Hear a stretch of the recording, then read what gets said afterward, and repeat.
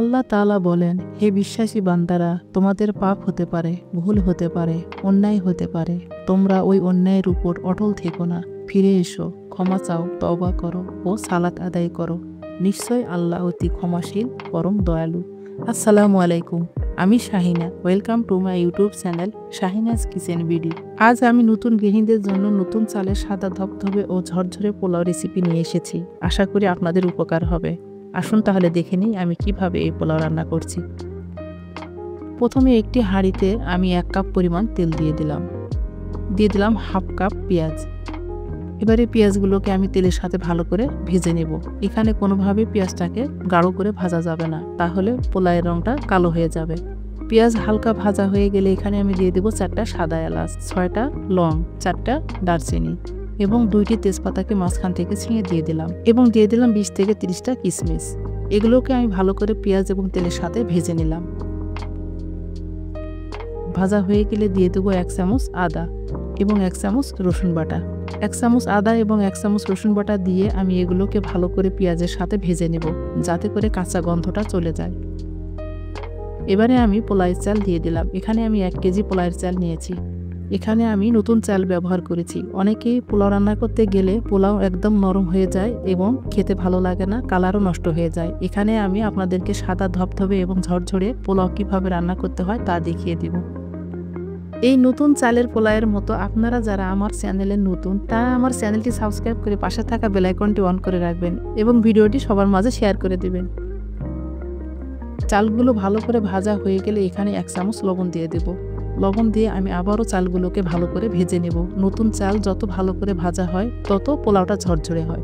এভাবে আমি নেড়েচেড়ে 10-15 মিনিট ধরে চালটাকে ভালো করে ভেজে নেব। যতক্ষণ পর্যন্ত না চাল ঝরঝরা হয়ে যাচ্ছে ততক্ষণ পর্যন্ত চালগুলোকে ভেজে নিতে হবে। চালগুলো ভালো করে ভাজা হয়ে গেলে একটার সাথে একটা লাগবে না। এই পর্যায়ে আমি দিয়ে দেব 5 থেকে 6টা কাঁচামরিচ। কাঁচামরিচ দেওয়ার পর আমি ভালো করে চালগুলোকে ভেজে নিয়েছি।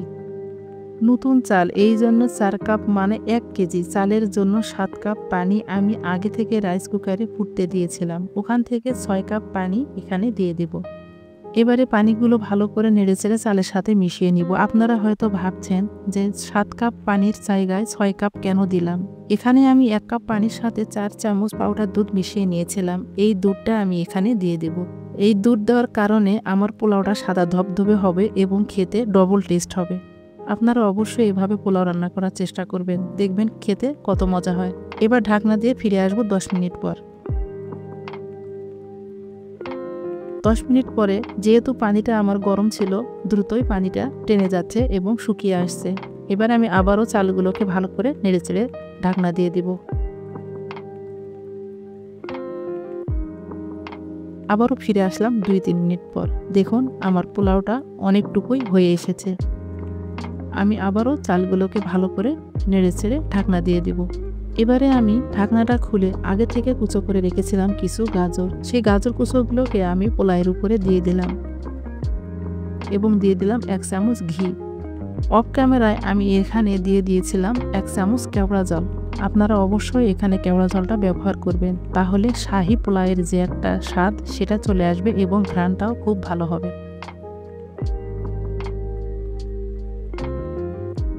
10 মিনিট দমে রাখার পরে আমি আবারও ফিরে আসলাম। ফিরে এসে একটা খুন্তি চিকন পাশটা দিয়ে আমি ভালো করে ওইগুলোকে উলটপালট করে মিশিয়ে নেব। দেখুন আমার পোলাওটা কত সুন্দর হয়েছে। এই পর্যায়ে যদি চালটা সিদ্ধ না হয় আপনারা ভয় পাবেন না।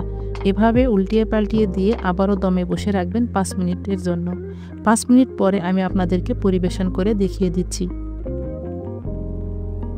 দেখুন আমার পোলাওটা কত সুন্দর হয়েছে, দেখতে কতটা লোভনীয় হয়েছে। আপনারা যে নতুন চালের পোলাও রান্না করেছেন বুঝতেই পারবেন না। আমার এই ছোট্ট ভিডিওটি কেমন লাগলো অবশ্যই কমেন্ট করে জানাবেন। ভিডিওটি ভালো লাগলে লাইক, কমেন্ট, শেয়ার করবেন। আজকের মতো এখানেই বিদায় নিচ্ছি। দেখা হবে পরবর্তী কোনো ভিডিওতে। আসসালামু আলাইকুম।